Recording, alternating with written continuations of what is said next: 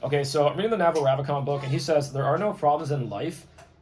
There are only things that we assign problems to. Now everyone's gonna be like, man, I got problems, this and that. Like I can't pay my bills, and this and that and that, and like yeah, those are real problems. I understand that, but it's this whole idea of like he zooms out and he's really heavy into Buddhism and stuff like that. He really zooms out on the universe, and he's just like 3 generations from now, no one's gonna remember your name. Like, do you really know who your great grandfather is? Although we have like we're gonna have more recording and data and stuff like that. Like, will that be relevant?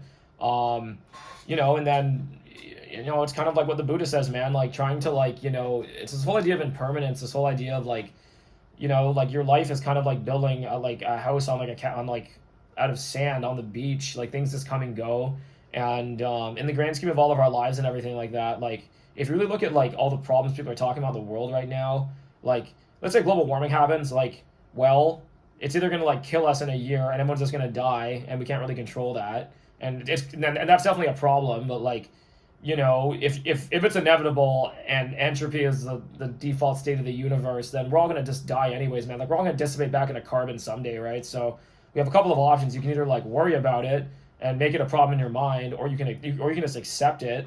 And also there's things that you identify as problems, man. Like we gotta look at our lives. Like a good example is like mortgage interest rates. Is that a problem? Like, yeah, it's gonna go up. Can you change anything about it? Can you afford it? You might need to sell your house. Yeah, that's a problem. Do you need to have like tremendous stress over that? Yeah, it's pretty stressful for sure. I'm not going to deny that. Anyone like losing their house over mortgage interest rates right now, all in the news, like that, it's terrible. Like I feel bad for everyone it's happening to, but like, do we need to have like a panic attack over it?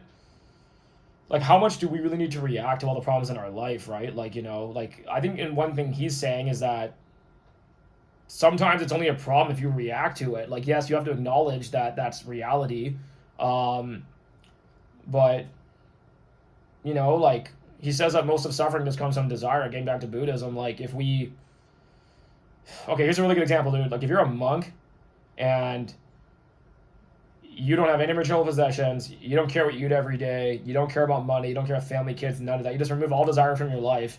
Do you really have any problems at that point in time other than just feeding yourself every day and finding a place to sleep? Like when Eckhart Tolle spent 2 years on a bench meditating because this guy's crazy.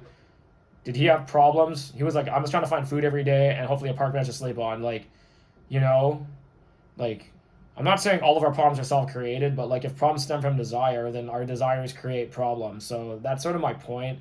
I'm not like saying people don't have problems. Everyone has problems, but like, what is the magnitude of the problem?